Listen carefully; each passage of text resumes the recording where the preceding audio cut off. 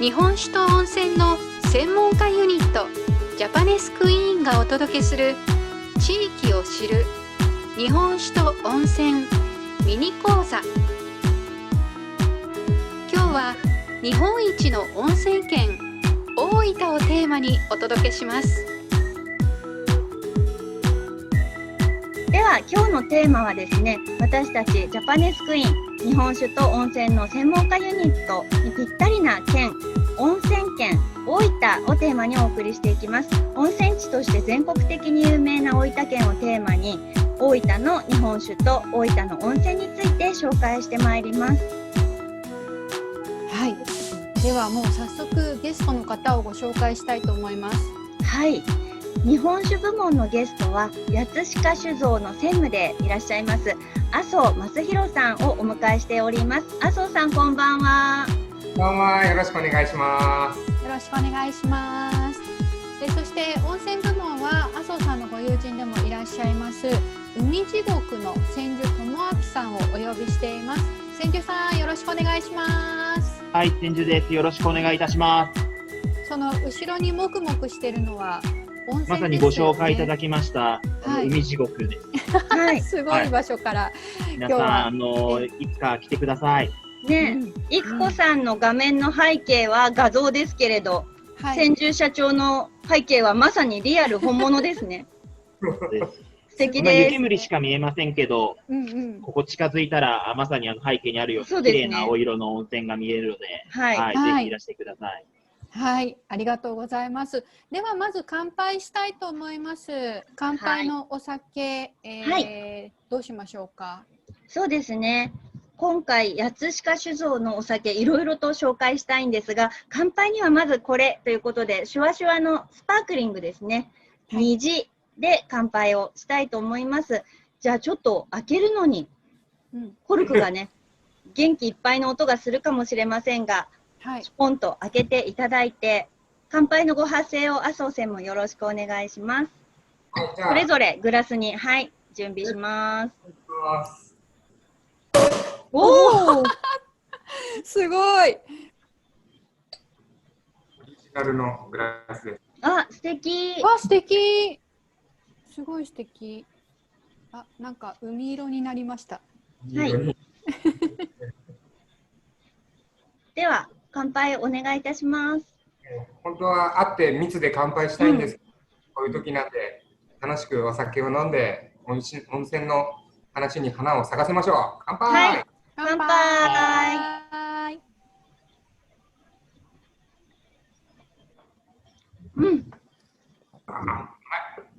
美味しい。最高です。この夏のね、お風呂上がりとかにもいいですよね。シュワッと爽快で、アルコール度数も少し低めなので、とても爽やかで、この夏の時期、湯上がりにも本当に贅沢ですけどね、湯上がりにこれを飲むのはぴったりだなと思いました。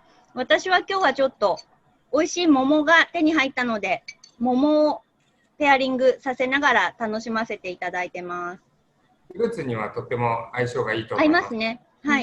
甘みと酸味がとても上品でバランスが良いので、冷やした桃と一緒にいただきながら進めさせていただきたいと思います。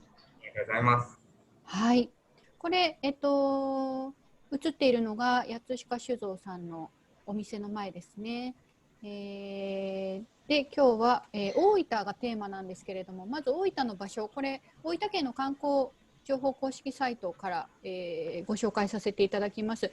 日本地図があって、日本地図の、九州の東の北っていうんでしょうかね、ここに大分県がありますけど、大分県をぐぐっと拡大するとこういう大きさになりまして、ちょうど大分の中で、大分県にはたくさんの温泉地があるんですけれども、ちょうど真ん中あたりに、別府温泉があるのかなというイメージです。温泉は今日別府温泉についてちょっとご紹介をしていきたいと思っています。大分県といえば温泉県、これはもうまさに別府の街並みですよね。上の方から見るとたくさんの湯煙が上がっているっていうすごく壮大な温泉地だなというのを言って感じました。そして、その別府温泉は日本一でもあるんですけど、湧出量、それから源泉数ともに日本一ということで、別府温泉と一言で言っても色も違えば、泉質もいろいろあって、もう本当に何日いても入りきれないぐらいとても素晴らしいいろんな温泉があって、そして湯巡りだけでなく実際に浸かるだけじゃなくて目で見て楽しむ温泉があるっていうのも別府温泉の楽しいところの一つかなと思っています。ということで今日はですね、ゲストにお迎えしてますけれども、これが海地獄の写真ですね。すごく綺麗なブルーなんですけど、千住さんこれ何もなんというか普通に湧き出してブルーなんですよね、これきっと。そうですね。はい、もともとはそこにあったものが、別府のこの我々今海地獄があるエリアっていうのが、神縄温泉っていうエリアでして、別府って8つのエリアで区分されてるんですね。特徴のある温泉町というか、温泉ごとに8つのエリアに分けてて、神縄ってエリアなんです。この辺結構ですね、青色に見える温泉っていうものがちらほらとあって、うちはもうその、天然の温泉そのものを出してるので、これ実際噴出口では100度近い温度ですし、この一番表面の部分でも80度ぐらいあるので、基本的には見て楽しんでいただくような形になります。で、なんで青いのかっていうと、2つあってですね、1つは、硫酸鉄っていうマグマの一つの成分がありまして、その粒子が光と反射して、この中に含まれてるんですけど、青く見えるっていうお話と、で、これはまだ実証はしてないんですけれども、非常にこの海地獄って深いって言われてるんですね。宣言まで200メートル近くあるのかなって言われているくらい、深いんですよ。で、要はその溶石が非常に多いので、青く見えるっていうお話ですね。はい。で、非常に温泉なので、澄んで、もう本当に不純物のないような形で、綺麗な水ですので、非常に青く見えるっていう形です。でも日々、湧き続けているような形で。はい。はい。別府といえば地獄巡りというのがとても人気がありまして、地獄に見立てて、この青さを海の地獄、海地獄というふうに名付けられてるんですけど、先ほどちょっとありました他にも赤い血の池地獄だったり、泥のような湧き出しているものを坊主の頭に見立ててみたいないろんななんて言うんでしょうね、全てを地獄に見立てたっていうのがもうそもそも面白いなって思うんですけど、これはもう本当に昔から地獄って言われてたものなんでしょうか？そうです。もともと地獄ってやっぱり仏教用語なので、極楽浄土と対にある地獄っていう、皆さんが思い描いている漫画とかね、絵本とかで出てるような地獄の世界。だからその仏教が日本に伝来して以降の文献の中で、一番最初はまさにその通りです。当時の1000年以上前の、方がですね、このような赤色の温泉だったり、泥がボコボコ起き上がっているような様を、仏教の世界の地獄みたいだなっていうことで、その風景を地獄と称し始めたのが初めです。実際、本当1000年以上前の文献にも、そういったシーンを地獄っていう風に称しているっていうのがあって、なので、別府の地獄の歴史、地獄って他のエリアにもありますけどね、別府の地獄の歴史はもう本当1000年以上経ってるっていう風に言われてます。なんで、我々もそのまま、この観光施設を開業するときも、まさしくおっしゃっていただいた通り、海のように青く見えるので、海地獄っていう風に名付けて、観光地として始まった形になります。はい。なるほど。これだけボコボコ出てて、当時昔の人たちは地獄のように恐ろしい場所って思っていたのかもしれないんですけど、これ実際に入浴するっていう形で、展開するっていう思いはあまりなかったんでしょうか？ですね、もう本当おっしゃった通り、最初は見た目が本当地獄っぽいなっていう、昔はですね、1000年前ぐらい。で、本当に、地獄ってあんまり、どちらかというとネガティブな言葉じゃないですか。で、まさにおっしゃった通り、今みたいにこういうふうに柵があるわけではないので、もう本当、その田舎道とかあぜ道の中に100度くらいの温泉がボンとあると、落ちて死んじゃったりとかですね。わあ、あとは確かに。家畜が死んじゃったりとか、作え物ーが育たなかったりとかっていう、うん結構本当に被害があって、なるほど。当時の人は本当地獄、まさに地獄だというのもありました確かに。で、その時に、もともとはですね、海地獄を開業したのが今から110年前なんですけど、はい。私のひいおじいさんが作りました。うん、で、ひいおじいさんが、まあ、あれだけの湯煙が出て、温泉も毎日のようにボコボコ湧き出てるっていう、このエネルギーに注目して、うん一番最初はおっしゃってた通りですね、この温泉を活用して、ちょっと高級な、うん、なんていうんですか、今でいう老人ホームみたいな、介護施設みたいなやつを作ろうと思って、ここの土地を購入したんですよ。なるほど。で、開発を進めていったところですね、まあやはり危ないんで、こうやって安全策をしたり、まあ管理人をつけたりしてたんですけれども、ある時見物した人がですね、お賽銭をし始めたんですよ、それを見て。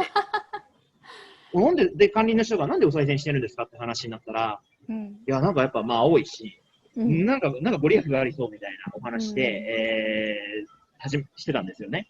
それを見た管理人が、まあ平たく言えば、もう開発やめ、別荘っていうか、施設作るのやめて、まあ、平たく言えばこれを見せることによって、それをサービス化するような、なんかそういう路線変更しませんかっていうのを、私はひいおじいさんに話をして、じゃあそうしようかというところで、もうこれをそのまんまにして、じゃあその周囲にある、まあ、庭園をよりこう整備して、で、見ていただいて、楽しんでいただくと。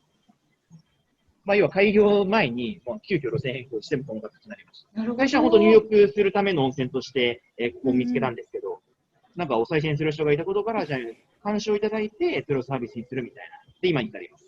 はい、なるほど。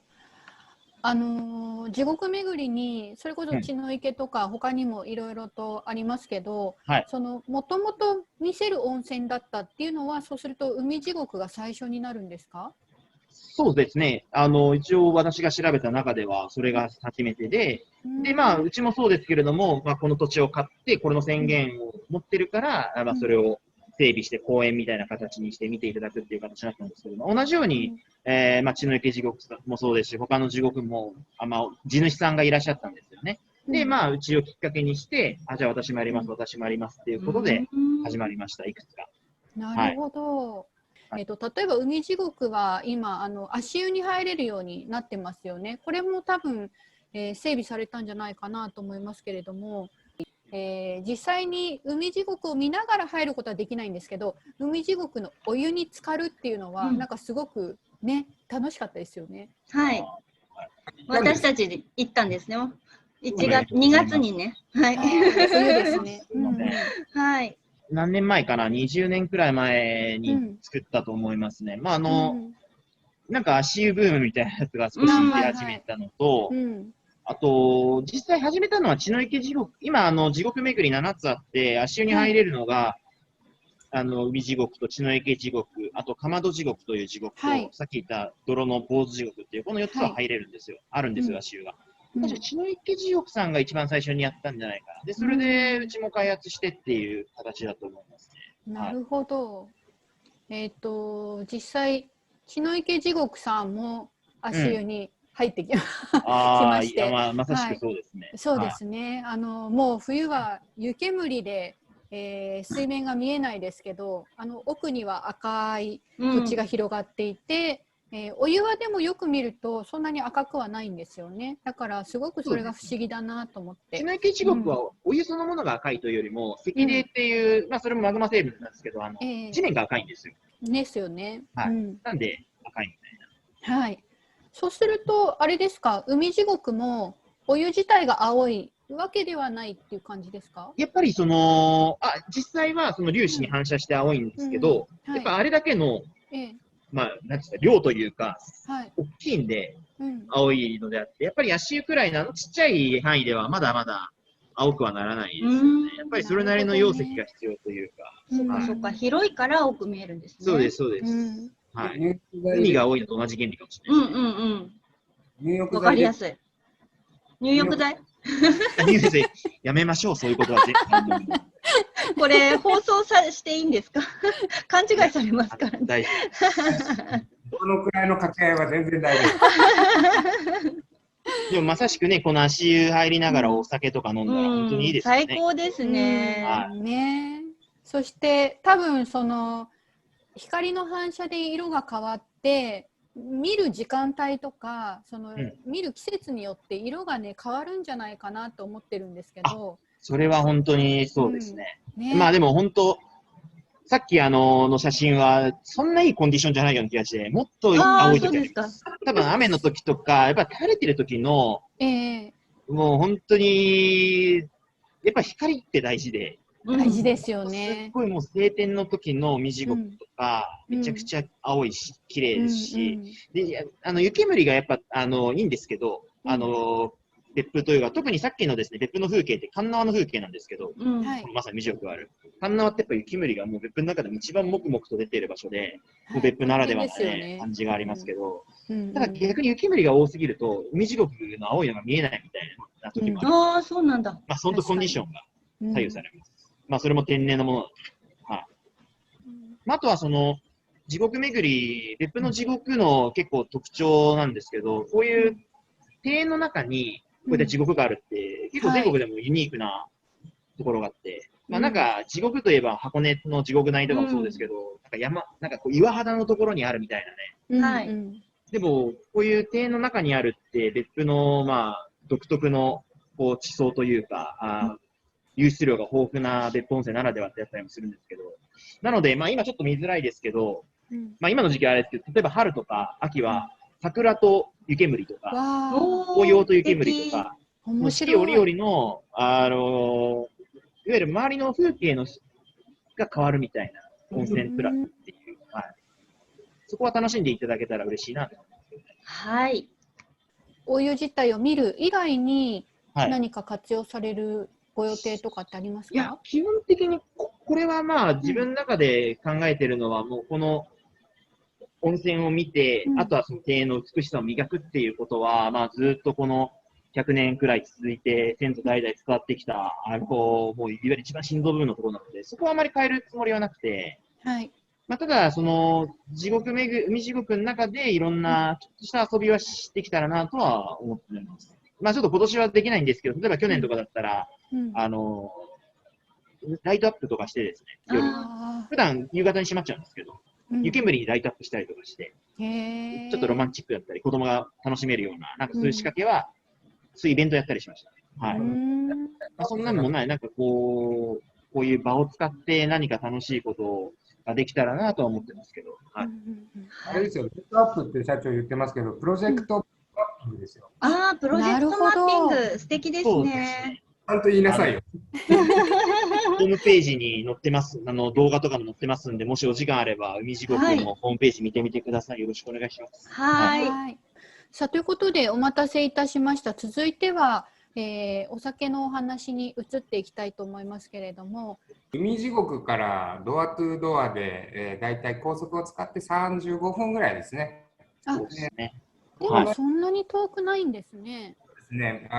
別府インターからここのインターまでだいたいまあ20分ぐらいなので、その間に温泉地のもう一つの温泉地である湯布院っていうので、九重町と、まあ、うちも温泉街ではあるんですけど、八鹿酒造は九重町にあります。はい。はい。そして、まずは今日乾杯したお酒についてちょっとちゃんとご紹介をしたいと思います。そうですね。まず待ちきれなくて先に飲んじゃいましたが紹介が後からになって申し訳ありません。今日は八鹿酒造のスパークリング虹で最初乾杯させていただきました。すごく泡が細かくて瓶内二次発酵という手法で作られているお酒だと思うんですけど、簡単に麻生専も紹介していただけますか？はい、ありがとうございます。瓶内二次発酵っていうのはですね、はい。お酒を作るときに、要は原料ってお米と水しか使ってませんので、はい。アルコールは発酵する段階でできます。で、発酵する途中に炭酸ガスっていうのが発生するので、はい。それ普段だったら開放されたタンクで仕込むの。発酵している途中のガスっていうのは全て空気中に逃げるんですけど、瓶の中で発酵させることによって、瓶の中で、ガスを閉じ込めるというような製造方法を瓶内二次発酵というふうに呼びます。わかりやすく言うと、シャンパンとかですね、スパークリングワイン、ああいった商品がワインだと、瓶内二次発酵の商品になる。本格的なシャンパン製法とでも言うと分かりやすいですかね。そうですね。はい。で、さらに八鹿酒造さんではランクの上の瓶内二次発酵のスパークリング日本酒もあって、そちらは泡酒協会の方で泡酒認定されているものもあるんですよね。あります。泡酒で虹と兄弟分で、発酵、白い虹と書いて発酵ですね。はい。こちらは今年ワイングラスで美味しい日本酒のプレミアムスパークリング日本で、なんと日本一をいただいています。素晴らしい。すごい。ありがとうございます。機会があれば、虹ももちろんですけど、発酵の方も素敵なお酒なので、またいつか紹介させていただきたいと思います。皆さんもぜひお求めになって試してみてください。はい。あと、いろいろ今日ね、ご用意があるんですが、この温泉の大分のまさにロゴが入っているお酒が2種類あると思うんですが、これはどういったお酒になりますか？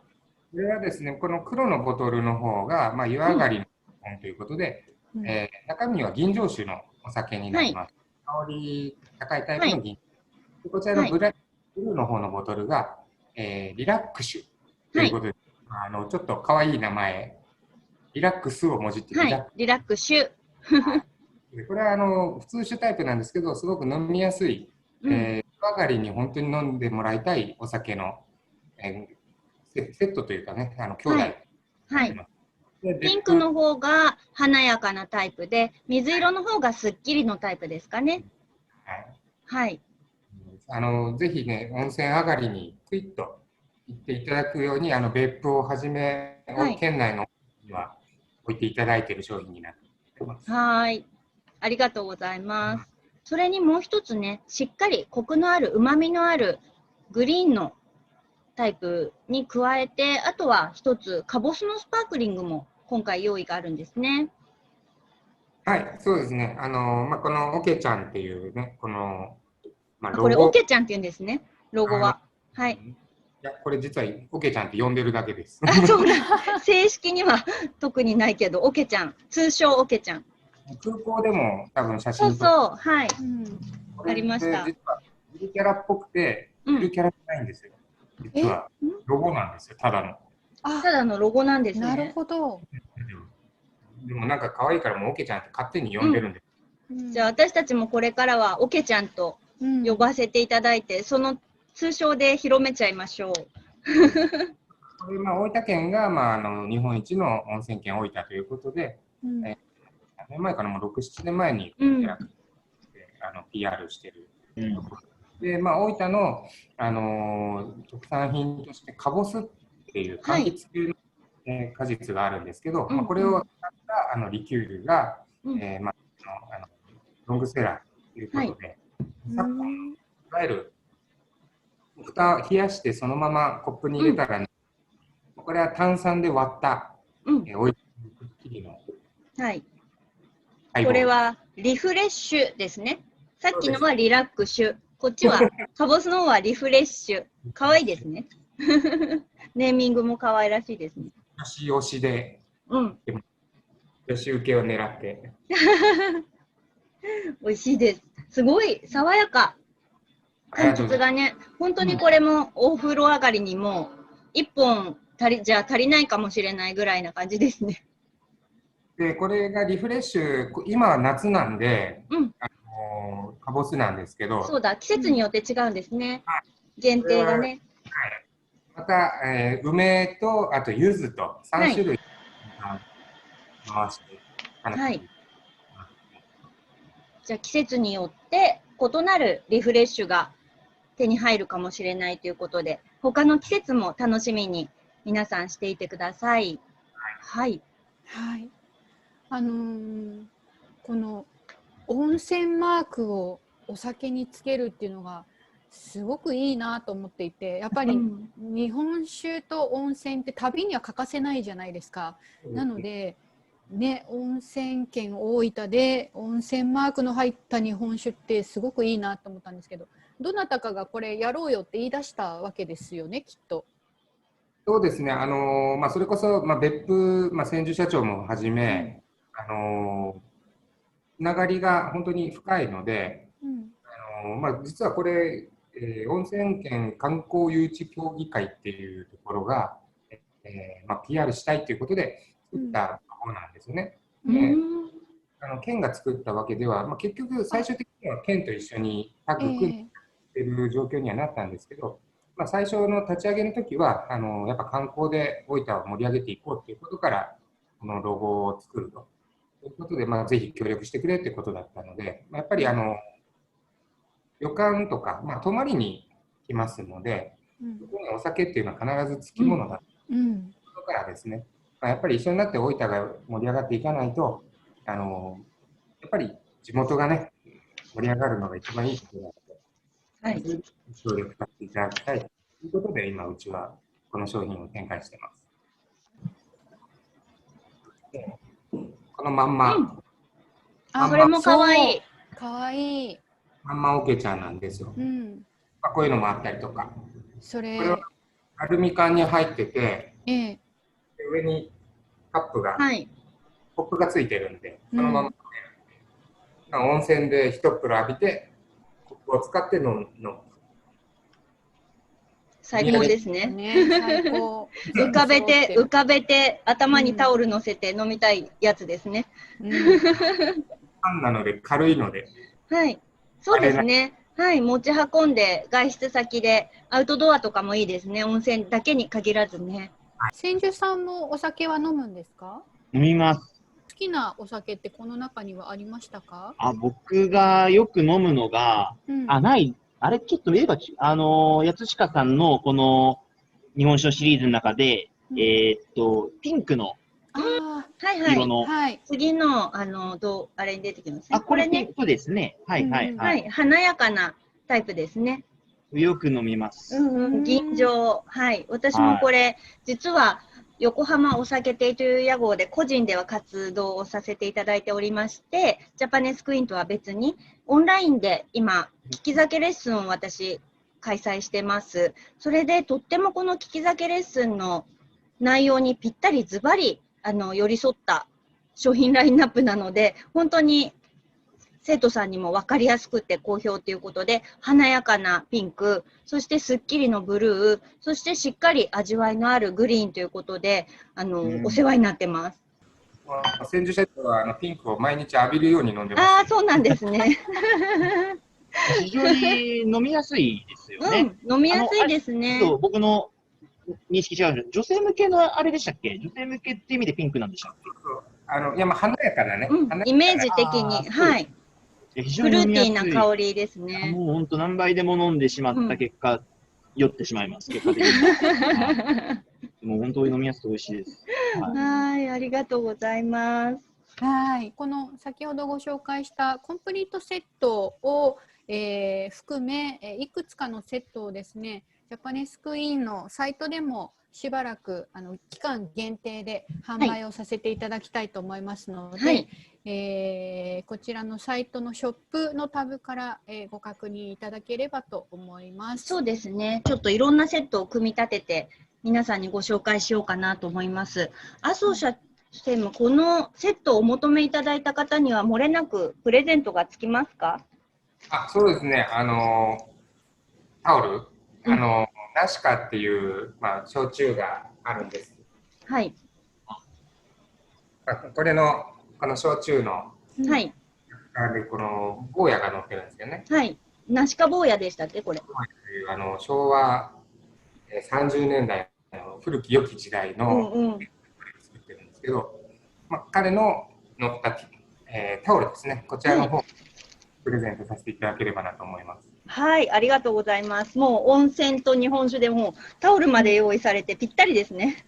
本当にタオルをね持ってぜひ海地獄に行ける日をまた楽しみにしてますので、千住社長もその時はぜひよろしくお願いします。お願いします。はい。さあということで、ここまでお伝えしてきました地域を知る日本酒と温泉ミニ講座、今日のテーマは温泉県大分ということで、ここまで、お二人のゲストにお話を聞いてきました。